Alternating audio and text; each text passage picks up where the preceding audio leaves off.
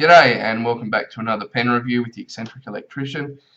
Today I'll be reviewing another pen that I haven't really seen around much.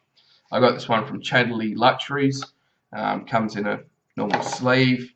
You open up your pen coffin and there's a pen inside. I ended up buying this pen after having the Danitrio pen for a while. I quite enjoyed the brand. I thought I'd try their cheaper old pens that they no longer make. I went on to Untitled Luxuries and they were having a sale on all the Danitrio cheaper end pens.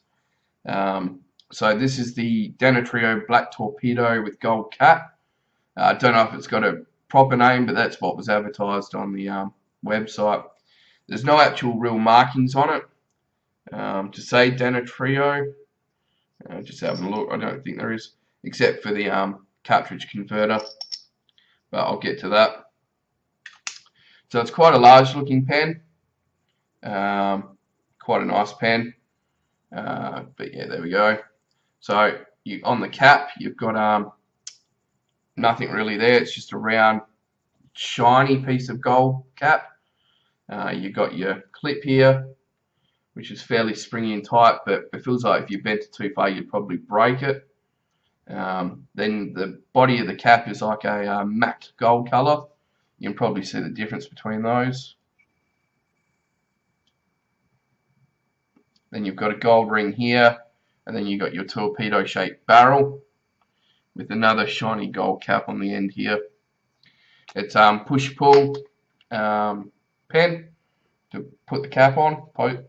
It posts, can't actually post this pen at all, but you know, that's not a huge issue. The pen, I guess it does sort of hold on, but come off too easy, and there's a little plastic insert in here that I wouldn't want to break, but it's a fairly large size pen anyway.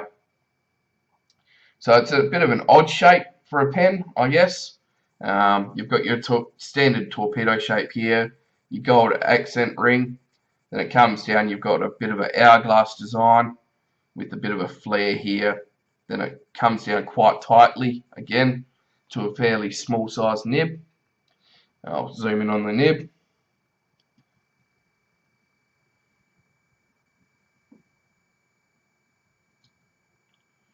So there you go, there's nib there.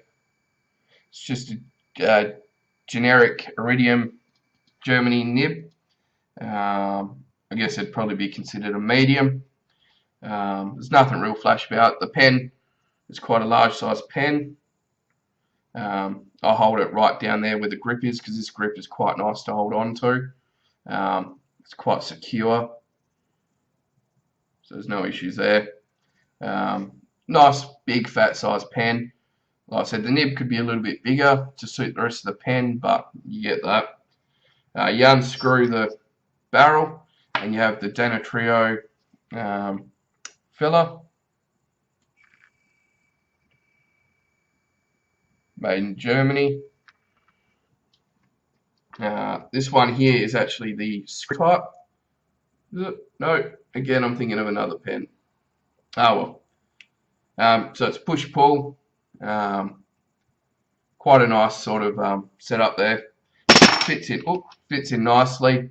You couldn't use this as an eyedropper filler because there's metal in here. Basically, there's a lot of metal parts on this pen. But, you know, with the cartridge converters, they still hold a fair amount of ink. So it's a nice comfy pen. Decent bulky size. I like the black and gold colour. And the cap goes on quite nicely. I think I got this for about $30 US off Pen Chalet. So the price isn't too bad, but obviously they don't make these anymore, so once they're gone, you know, they'll probably be harder to get. Some size dimensions: it's 140mm capped. Uncapped, it's 132. It doesn't really post like securely, so I didn't include that. Grip diameter, the thinner section is 11mm, and then the barrel goes up to about 15mm. It's quite a heavy pen. With the cap, it's 50.4 grams, and without the cap, it's still a fairly hefty 39 grams. So it's a fair bit of weight to this pen. and it's a fairly thick pen, so it writes quite well. You don't have to put much weight on it, and it writes fairly nicely. But yeah, nice little old Danitrio pen, I guess, but there's no, it'd be nice if there was some markings on it to identify it as a Danitrio. That way, you don't get it confused with some sort of cheap Chinese pen. But, that's the way they made it, so it's not too bad for a $30 buy. Alright, yeah, not much else I can really think of. I'll get to a writing sample. So this is a writing sample for the Danitrio Torpedo pen.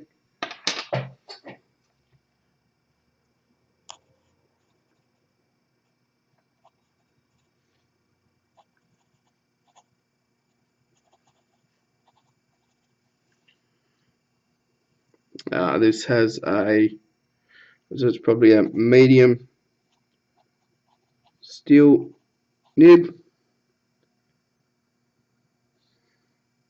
and the ink is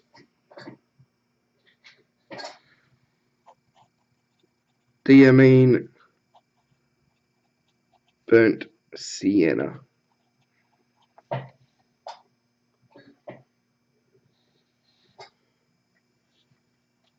A bit of a writing.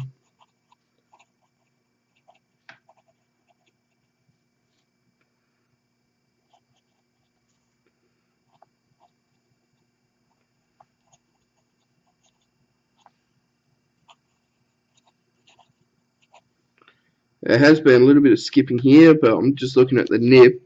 Might have been me rotating it a bit too much to one side, causing that little bit of skip here on the X. Bit of quick writing, see what it does.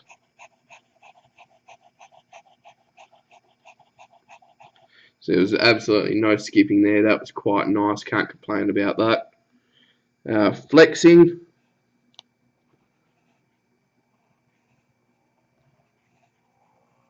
It's not really much to be had. Tiny amount of variation, but it's not really noticeable. Upside down writing. Pretty bad. It's quite snaggy and toothy, so I wouldn't recommend writing upside down. But overall, it's not too bad of a pen. I wouldn't recommend it generally, but if you wanted to try something different, something a little bit unique, maybe put a different type of nib in it, you might be able to turn this into quite a nice pen. Other than that, the actual grip of the pen and the way it writes, the thickness of the pen and the weight, it's quite nice. I'd just probably do some work on the nib if I was going to use it continuously. But for $30, it's not too bad of a pen, and a little bit of a unique shape and design, as you can see there. So it's not too bad. Wetness, better check wetness. I haven't done anything to this nib since I got it, but you can see that that's an extremely wet nib, which I quite like as well. Can't really complain about that. So thanks for watching, and have a nice day.